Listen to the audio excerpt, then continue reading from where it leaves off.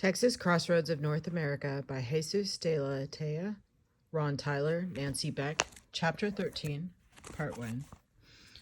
In 1949, a 41-year-old Texan named V.O.K. Jr., who was then a professor at Johns Hopkins University in Baltimore, published the results of his seminal study of the political press in the South, Southern politics in state and nation.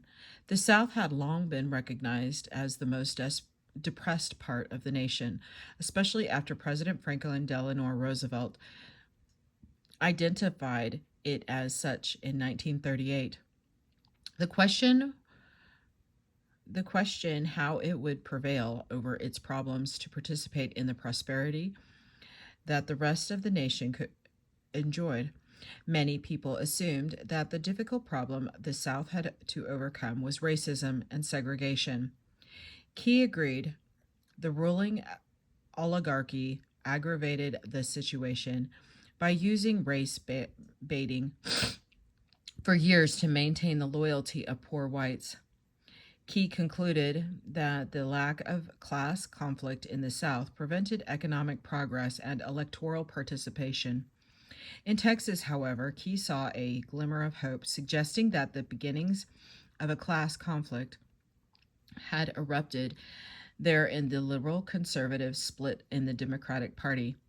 He predicted that the one-party system, by which the ruling elite held power, would gradually succumb to the forces of urbanism, industrialism, and organized labor, and would transform into a two-party system, with one liberal party and the other conservative, because politics generally comes down over the long run to a conflict between those who have and those who have less.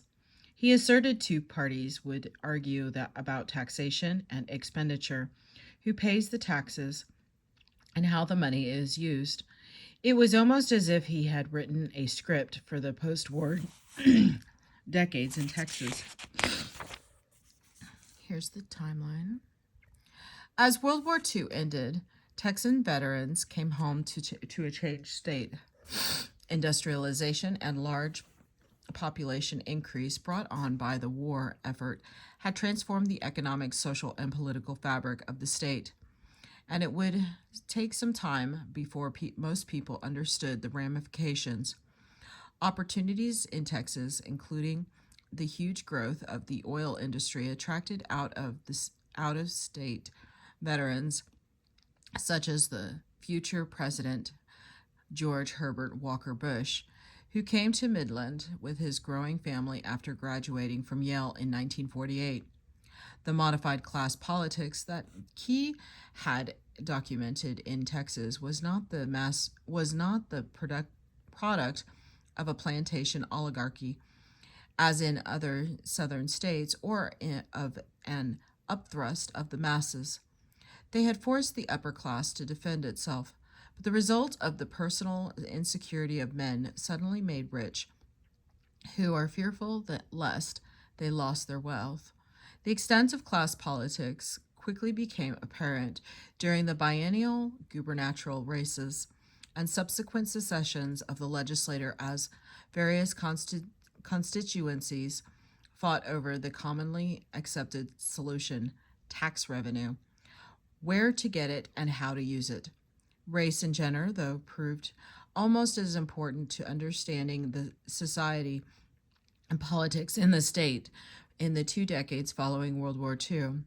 Rapid urbanization and increased population forced the state to expand its educational institutions, social services, and bureaucracies, which of course required additional taxes. But increased taxation challenged the traditional agrarian-inspired approach to Texas government, and the only relatively new source of money in the state. The oil industry had accumulated enough political and economic clout to ensure that it would not have to bear the brunt of these new initiatives. As you read the chapter, consider the following questions. 1. Which groups benefited from the political status quo in Texas? Which did not? Why were conservatives effective in gaining control over Texas politics? 2. What are the key characteristics of modernization in Texas? Were there benefits of post war modernization distributed evenly throughout the state? Why or why not? 3. Compare and contrast the Mexican American civil rights movement with the African American civil rights movement. What accounts for success and failures in each? A splintering one party system. The party harmony that had prevailed during World War II, which saw Coke Stevenson elected virtually unopposed as governor, dissolved after the war. As liberal and conservative factions renewed their battles at the first post war gubernatorial campaign began in 1946, the favorite seemed to be Homer P. Rainey, the former president of the University of Texas, who was searching for vindication for his firing by the Board of Regents.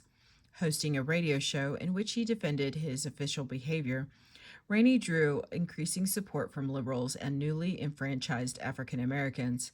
He espoused, to one degree or another, academic freedom, civil rights, labor union rights, and taxes on natural resources. His opponents suspected him of and accused him of supporting integration, the kind of race baiting that Key described.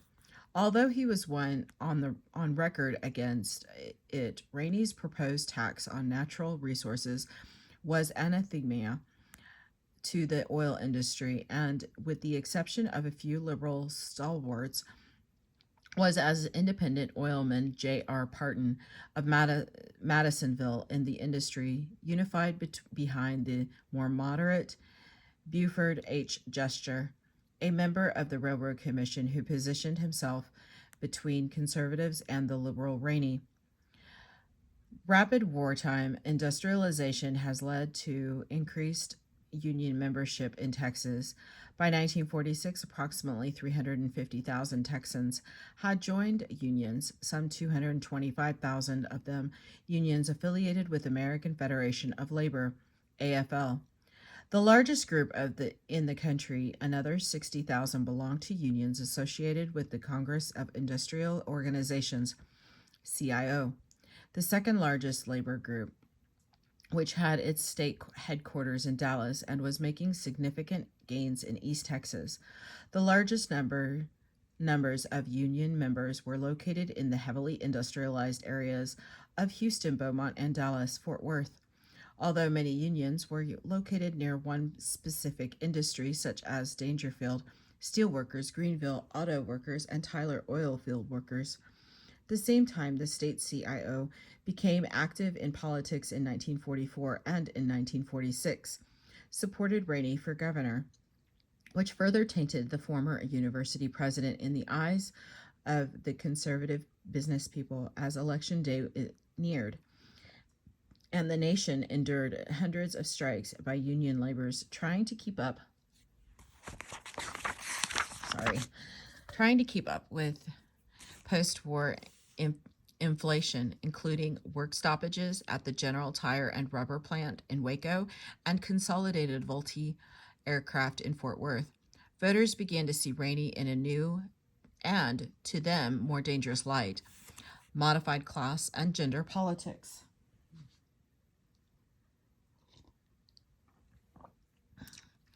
Perhaps the most important component of the liberal coalition that worked on behalf of Rainey's campaign were activist women, several of whom had been leaders in the women's suffrage fight during the Progressive era, notably Minnie Fisher Cunningham and others who were younger from the post-war years, at least until the early 1970s. This loose coalition of women energized the various liberal factions within the state's Democratic Party. While they appreciated the need for compromise, they were, like the groups they joined, more firm in their ideological views than the National Democrats from Texas, namely Sam Rayburn and Lyndon Johnson, who benefited from their assault on the Texas regulators. The regulars not regulators, regulars. The regulars trace their origins to the Jeffersonian Democrats, a conservative group that formed in Texas in 1936. In opposition to Roosevelt's bid for re-election, tensions continued in 1940. The 1944 presidential election intensified the warfare in Texas between the conservatives and the loyalists. The name taken by the more moderate and liberal factions of the Democratic Party in Texas that gave its loyalty to Roosevelt and the New Deal. That same year, the for Constitutional Government, the name a group of wealthy, conservative Texas oilmen took for themselves, organized and tried but failed to have the three most liberal members of the Texas delegation in the U.S. Congress defeated Lyndon Johnson, Wright Patman, and Sam Rayburn. The presidential contest that year divided Texas Democrats. Conservatives controlled the party machinery in the state and arranged for a similarly minded delegation to go to the Democratic National Convention where they could vote against Roosevelt. A second state convention that fall undid the work of the conservatives earlier that year, naming a slate of loyalists as the Democratic electors. The conservatives then adopted the name the Texas Regulars, bolted the party, and assumed the posture of a third party. In 1946, the Regulars fought hard against Rainey, whose female defenders in Texas formed a political organization called the Women's Committee for Educational Freedom, WCEF. It linked two generations of Texas women, revealed the challenges liberals faced in Texas, and contended political reform could not be achieved without female leadership. The WCEF drew on their status as mothers, their membership in women's clubs, and also on their religious faith. They believed that economic and political democracy were dependent on class and gender equality. Another former Texas suffragist compared Rainey's firing to affairs in Europe before World War II. Hitler and Mussolini took over the great universities of Germany and Italy, established a gag rule, and threw out all the professionals who refused to approve their totalitarian doctrines. One important weakness of the WCEF faced resulted from the continuation of traditional gender roles in Texas and women's economic dependence on breadwinning husbands. This reality made it difficult to draw a large number of women into politics, especially when the Texas Regulars and the conservative establishment used tactics that equated non-traditional lifestyles with communism. Said one conservative critic of the WCEF, it would seem that the Cunningham Collier female gang had selected small segments of the various red groups in the state and succeeded in getting together a fairly representative cross-section of the lunatic fringe of Texas. The old red foxes of the outfit may have known what they were doing, but it is doubtful about the youngsters. Still, the WCEF undertook the necessary but unglamorous precinct organizational work to bring out voters on Election Day. They were much less successful getting Democratic men with a liberal outlook to listen to their suggestions for campaign strategy. The Rainey campaign was the first in the state to profit from the emerging urban coalition of labor, minorities, women, and independent progressives that would ultimately challenge the state's Democratic establishment for control of the party itself. And it was here that Kay had seen a flash of what he perceived as a budding modified class politics. Key overlooked entirely the heightened role of women in politics, but the gendering of power in Texas made for a more complicated dynamic than the race and class struggles Key had identified. Although Rainey led in the polls right up to Election Day, Jester took a small lead in the first primary and concluded with the resounding victory in the runoff. The post war years also saw the emergence of an organization designed to inoculate high school girls with the importance of public service and the political process in 1941. The Texas chapter of the American Legion Auxiliary formed the Bluebonnet Girls State Program, a leadership camp analogous to Boys State, a program run by the American Legion since 1935. Attendees had to be 17 years old and carry a B average in their high school coursework. Leaders put the Girls' State Program on hold for the duration of the war. It is resumed in 1947 with Texas women knowledgeable about government in leadership positions. Frances Goff, a veteran of the Women's Army Corps and also an employee of the state legislature, was one of those women, and she ran the program from the early 1950s until her death in 1994. Whereas the WCEF sometimes encountered resistance in recruiting married women to politics, Girls State had the advantage of working with young unmarried women. Attendees called themselves citizens, and they assumed leadership roles in mock city governments and a mock state government. Not the nonpartisan program brought political leaders to speak to the young women, and many women who became more important in state and national politics went through the program, including Governor Ann Richards, Carol Keaton Strayhorn, former Austin mayor and Texas Railroad Commission, and B. Ann Smith, former judge for the Court of Criminal Appeals. The impact of Girls State on Texas politics was slow to emerge, given the ages of the participants and the average age at which people enter politics, but it was nonetheless significant that the Texas legislature passed in the 1940s served as a model for other states, mainly in the South. Wishing to halt the advance of workers, Texas enacted its anti-union law before the Taft-Hartley Act was passed in the U.S. Congress, suggesting that post-war reform legislation would be conservative in ideology. Organized crime in Texas style. By the late 1940s, several of the state's cities were plagued by organized crime. Gambling, bootlegging, and various kinds of rackets were prosperous endeavors for a number of notorious characters, including Lester Benny Benyon of Dallas, who had become a local kingpin as the war ended. The Masaccio brothers still ruled Galveston, where the local police commissioner bragged to attorney that he was on the payroll of almost 50 brothels.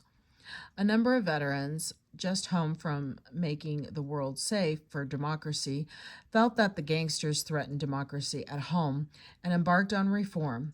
In 1946, a crusading district attorney, Will Wilson, chased Benyon out of Dallas to Las Vegas, where he became a fixture of the gambling establishment in that city. 1949, Attorney General Marion Price Daniel Sr. sent investigators into cities across the state to look into rumors of bookies and gambling, and on August 15th, sent Texas Rangers on successful raids in Fort Worth, Odessa, and Beaumont. Advance warning permitted operators in Galveston, perhaps the most wide-open town in the state, to hide their equipment and escape prosecution, but in 1957 they fell victim to newly elected Attorney General Will Wilson, who closed them down. This will be the end of part 1. Thank you.